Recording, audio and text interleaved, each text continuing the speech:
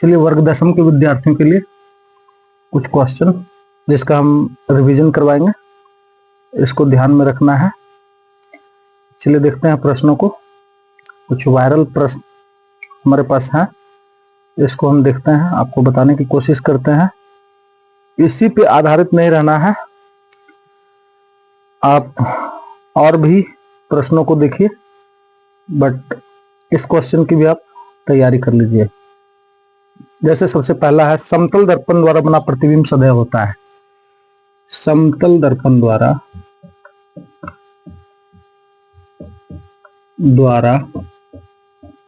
बना प्रतिबिंब सदैव होता है तो इसका आंसर लिखना है सीधा और आभासी। उत्तल दर्पण द्वारा बना प्रतिबिंब होता है सीधा, आभासी और छोटा। अवतल दर्पण द्वारा बना प्रतिबिंब होता है सीधा, उल्टा, बड़ा, छोटा, वास्तविक, आभासी, सभी प्रकार के प्रतिबिंब बनाता है कौन? अवतल दर्पण। अगला क्वेश्चन है, गोलीय दर्पण की चौड़ाई को क्या कहते हैं? गोलीय दर्पण की चौड़ाई को क्या कहते हैं?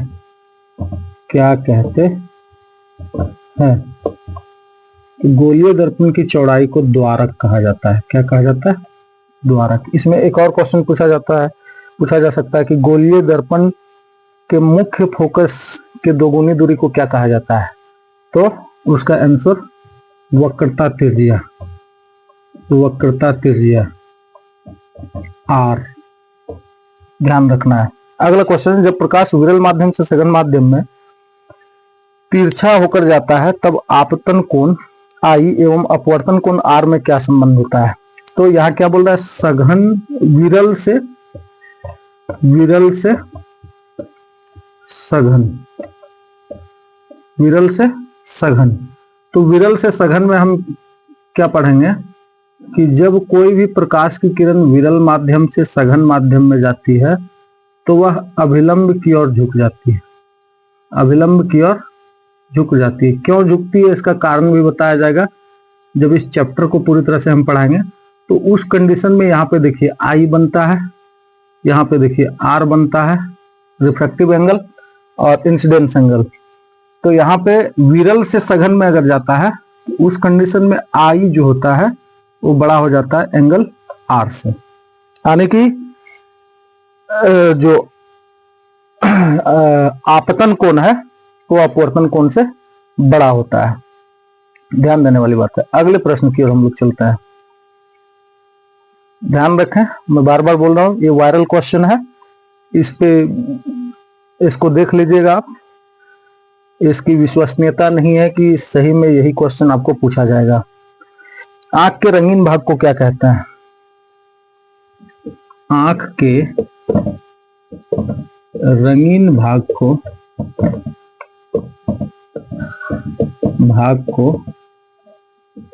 क्या कहते हैं? तो आंख के सफेद भाग को कॉर्निया कहा जाता है। जिस भाग में किसी वस्तु का प्रतिबिंब बनता है उसे रेटिना कहते हैं। तो आंख का रंगीन भाग कौन होता है? आंख का रंगीन भाग परितारिका होता है, जिसको अंग्रेजी में आइरिस कहते हैं हम। तो इसका आंसर क्या हो जाएगा?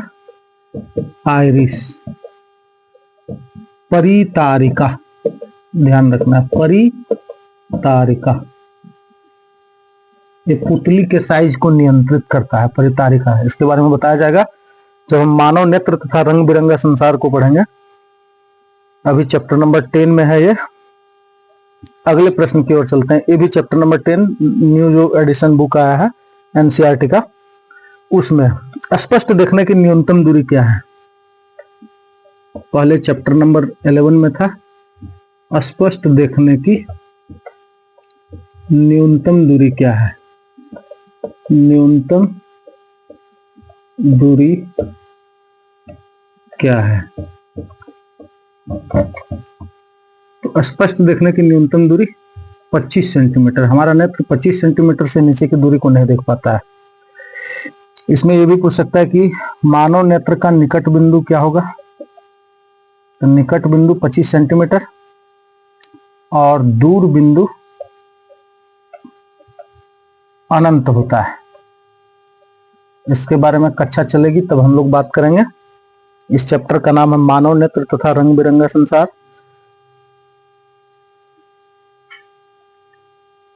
अगला प्रश्न की ओर हम लोग चलते हैं।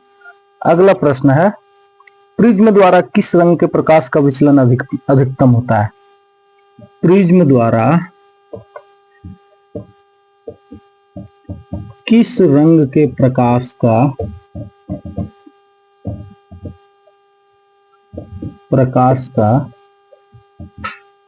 विचलन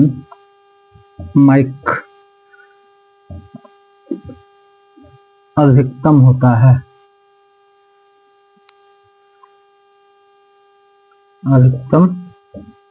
है। दूसरा माइक लिया। तो इसमें हम वर्ण विक्षेपण जब पढ़ते हैं तो पढ़ते हैं बैजानी हपी नाला। ये भी उसी चैप्टर में से है। किस चैप्टर?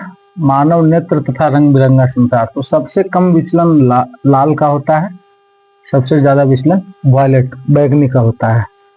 अगले प्रश्न की ओर चलते हैं। ओम किसका एसआई मात्रक है? ओम किसका एसआई मात्रक है? ये आपका विद्युत चैप्टर का है। अभी चैप्टर नंबर 11, पहले के बुक में चैप्टर नंबर 12। ओम प्रतिरोध का एसआई मात्रक है। इसमें और भी एसआई मात्रक आप जान लीजिए अगर पूछा जाएगा तो। विद्युत धारा का एसआई मात्रक एम्पियर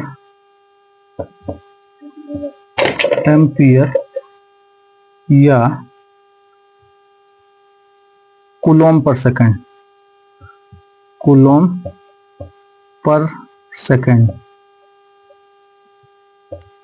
अगले प्रश्न की ओर चलते हैं हम लोग। लेकिन यहाँ पे ओम किसका एसआई मात्रक है ये पूछा गया है, तो इसको ध्यान देना है। प्रतिरोध का एसआई मात्रक ओम होता है, विद्युत धारा का एसआई मात्रक एम्पियर होता है। इसके अलावा विद्युत आवेश का एसआई मात्रक कूलोम होता है। इसके अलावा विद्युत शक्ति का एसआई मात्रक वाट होता है। प्रतिरोधकता का एसआई मात्रक ओम मीटर होता है। कार्य का एसआई मात्रक जूल होता है। इसके अलावा अगले क्वेश्चन की हम लोग चलते हैं। अमीटर के द्वारा क्या मापा जाता है?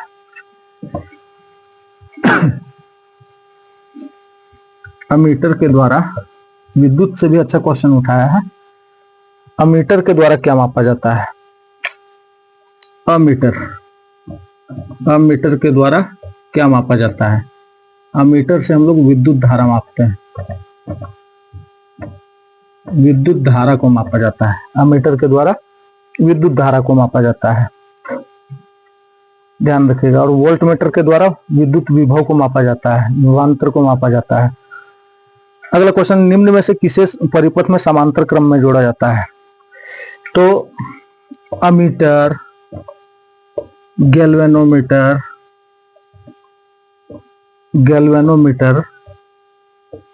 और मैनोमीटर, ये सब श्रेणी क्रम में जुड़ने वाले उपक्रम है। इसमें वोल्ट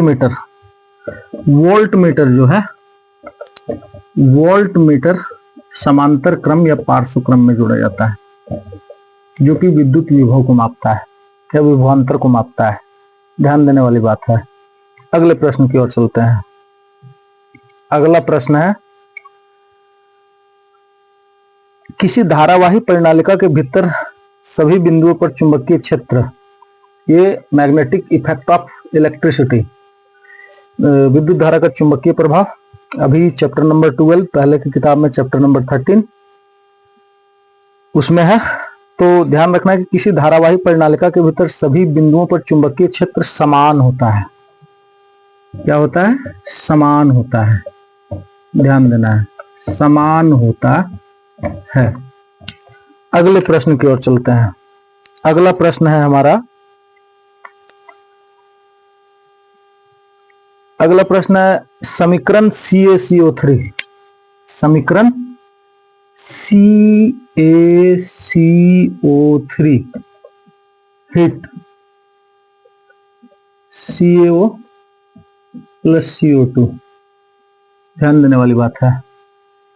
तो इसमें देखिए ये दो प्रकार की अभिक्रिया हो जाती है, एक उष्माशोषी, अगर उष्माशोषी ऑप्शन में रहे तो उसी में मारना है, और वियोजन अगर ऑप्शन में रहे, दोनों ऑप्शन नहीं देगा, अगर दोनों देगा तो फिर लास्ट में ऑप्शन दे देगा ए और बी दोनों, है ना, इस तरह करके देगा। लेकिन अगर वियोजन रहे तो वियोजन में मारना है, अगर उष्माक्षेपी रहे तो उष्माक्षेपी में मारना है, लेकिन अभी ये वियोजन अभिक्रिया है। अगला बोला क्षारीय ऑक्साइड के विलयन का पीएच मान क्या होता है। तो कोई भी क्षारीय ऑक्साइड जो होते हैं, क्षारीय ऑक्साइड, उसका पीएच मान 7 से अधिक होता है। तो 7 से अधिक जिसका मान होगा उसमें आप मार दीजिएगा आंसर। अगले प्रश्न की ओर चलते हैं। अगला प्रश्न है, पूछ देगा अम्ल का जलीय विलयन का पीएच मान क्या होता है। 7 से कम जिसका होगा उसी में मार देना है। अगला है शरीर में भोजन का पचना किस प्रकार की अभिक्रिया है। तो शरीर में भोजन का पचना, शरीर में भोजन का पचना, भोजन का पचना, तो ध्यान देने वाली बात है कि वहां पे भोजन विखंडित होता है, टूटता है, अपघटन होता है, तो अर्थात अपघटन अभिक्रिया हो जाएगा वियोजन, ध्यान देने वाली बात है। और अगर पूछता श्वसन कैसी अभिक्रिया है तो उस कंडीशन में श्वसन उष्माक्षेपी अभिक्रिया हम लोग देते हैं। अगला बोला कि जल के वैद्युत अपघटन में कैथोड पर कौन सी गैस मुक्त होती है। कैथोड पर कौन सी गैस, कैथोड पर हाइड्रोजन गैस और एनोड पर ऑक्सीजन गैस मुक्त होती है। इसमें एक क्वेश्चन और आता है कि जल के विद्युत वियोजन में उत्सर्जित होने वाले कौन सा गैस ज्यादा होता है। तो इसमें हाइड्रोजन गैस ऑक्सीजन गैस की अपेक्षा दोगुनी होती है, क्योंकि जल के एक अणु में भी हाइड्रोजन गैस की मात्रा ऑक्सीजन गैस की मात्रा की दोगुनी होती है, ध्यान देने वाली बात है। इसको पढ़ाएंगे उस समय, ये चैप्टर नंबर 1 का क्वेश्चन है, विद्युत वियोजन अभिक्रिया। अगला बोला है कि कौन सा पदार्थ का जलीय विलयन नीले लिटमस को लाल कर देता है। तो ध्यान दीजिएगा, नीले लिटमस पर क्षारक कोई काम नहीं करता है, क्षारक कोई काम, क्षारक किस पे काम करेगा, ये लाल को नीला कर देगा, लाल को नीला।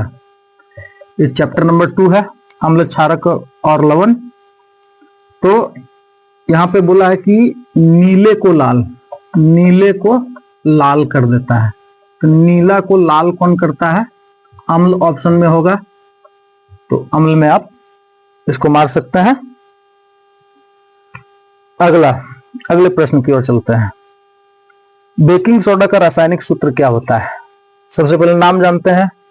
बेकिंग सोडा का रासायनिक नाम होता है सोडियम हाइड्रोजन कार्बोनेट या sodium bicarbonate, sodium hydrogen carbonate या सोडियम बाइकार्बोनेट, NaHCO3, ध्यान देने वाली बात है। अगले प्रश्न की ओर चलते हैं। अगला प्रश्न है कि निम्न में विद्युत का सर्वोत्तम चालक है एल्यूमिनियम, कॉपर, फेरस और जिंक। तो इसमें ध्यान रखना है, इसमें अभिक्रियाशीलता नहीं देखना है, बल्कि रेसिस्टिविटी के अनुसार Cu, कॉपर जो होता है, कॉपर की प्रतिरोधकता जो होती है वो एल्यूमिनियम, फेरस और जिंक की अपेक्षा कम होती है। तो जिन पदार्थों की प्रतिरोधकता कम होती है वो विद्युत के अच्छे चालक होते हैं। तो इसके अकॉर्डिंग इसका आंसर हो जाएगा कॉपर। अगला बोला हाइड्रोजन के दो परमाणुओं के बीच बने आबंध होते हैं। एक कार्बन एवं उसके यौगिक से रिलेटेड क्वेश्चन है। तो H2 जो बनते हैं, H और H के बीच एकल आबंध होता है, एकल आबंध, ध्यान देने वाली बात है। अगर यहां पे रहता O2 तो उसमें द्वि आबंध होता है, लेकिन H2 एकल आबंध। एल्किन का सामान्य सूत्र, अगला प्रश्न है, ये भी कार्बन एवं उसके यौगिक। अभी पुराने किताब में चैप्टर नंबर 4, नए किताब में चैप्टर नंबर 3 एक क्वेश्चन बताए थे, अम्ल, क्षारक और लवण, वो बरकरार है चैप्टर नंबर 2 में। तीसरे में है धातु अधातु, और चौथा में ये आ जाता है आपका कार्बन एवं उसके यौगिक। तो एल्किन का सामान्य सूत्र क्या होता है? एल्किन का सामान्य सूत्र CnH2n। ध्यान दीजिएगा, एल्काइन का सामान्य सूत्र भी याद रखिएगा। एल्काइन का सामान्य सूत्र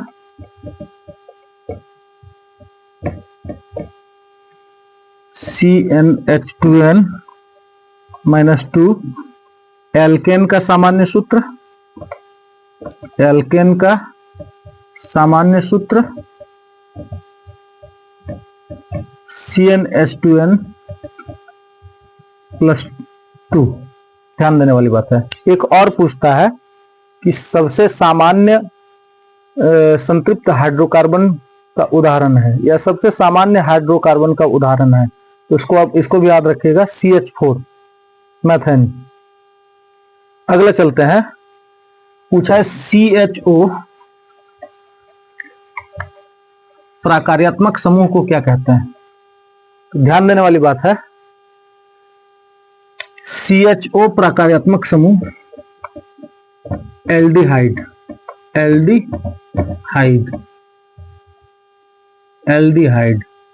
COOH कार्बोक्सिलिक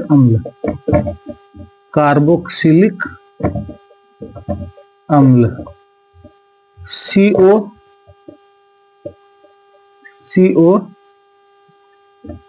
कीटोन, इसको ध्यान रखना है। इसमें पूछ सकता है मेथेनोइक अम्ल का रासायनिक सूत्र लिखें, तो मेथेनोइक अम्ल का रासायनिक सूत्र होता है HCOOH। अगला पूछ सकता है एथेनोइक अम्ल C2H5COOH, ये होता है। ध्यान देने वाली बात है। अगला, मेथेनोइक अम्ल को फॉर्मिक अम्ल भी कहा जाता है, जो चींटी के डंक में, बिच्छू के डंक में पाया जाता है। अगला प्रश्न है, सजीव में पाए जाने वाले जैव प्रक्रम है। तो कौन कौन से जैव प्रक्रम को हम लोग पढ़े? जैव प्रक्रम अभी पुराने किताब में चैप्टर नंबर 6, नए किताब में चैप्टर नंबर 5, उसमें क्या क्या पढ़े थे? पोषण, दूसरा श्वसन, तीसरा परिवहन, और चौथा पढ़े थे उत्सर्जन। इसमें से जो भी ऑप्शन होगा, अगर तीनों होगा तो फिर इनमें से सभी हो जाएगा आंसर। इसी तरह करके मारते जाना है। अगले प्रश्न की ओर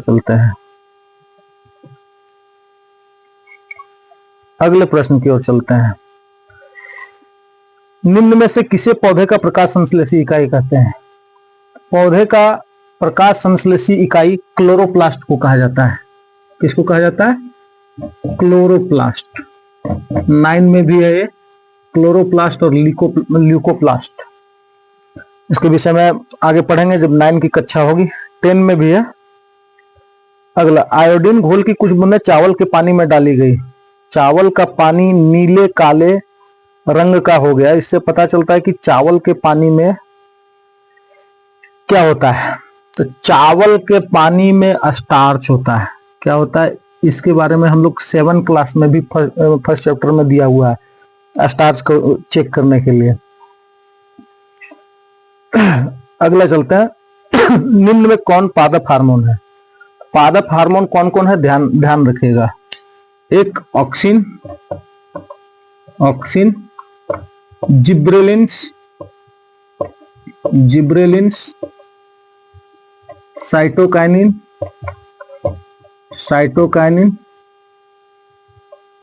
एब्सिसिक एसिड,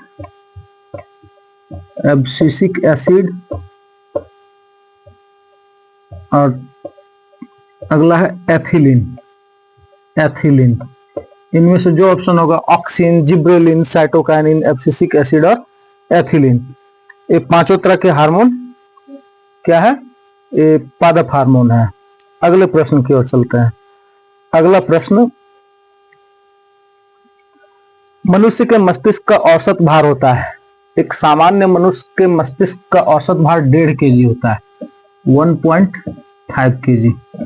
एक सामान्य मनुष्य के मस्तिष्क का औसत भार 1.5 kg होता है। ये नियंत्रण तथा समन्वय चैप्टर अभी पुराने किताब में चैप्टर नंबर 7, नए किताब में शायद चैप्टर नंबर 6 में है ये। अगले क्वेश्चन की ओर चलते हैं कि शरीर की भंगिमा और संतुलन का नियंत्रण होता है अनुमस्तिष्क में। इसका उत्तर क्या होगा, अनुमस्तिष्क। इसका उत्तर क्या होगा, अनुमस्तिष्क में। चलिए अगले प्रश्न की ओर चलते हैं। एड्स रोग किसके कारण होता है?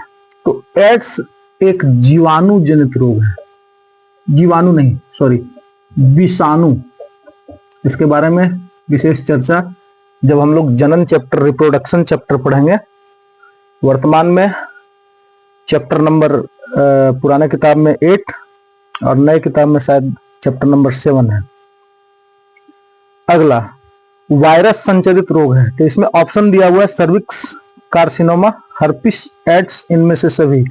तो इसका आंसर हो जाएगा इनमें से सभी, इनमें से सभी, ऑल ऑफ देम। अगले प्रश्न की ओर चलते हैं हम लोग।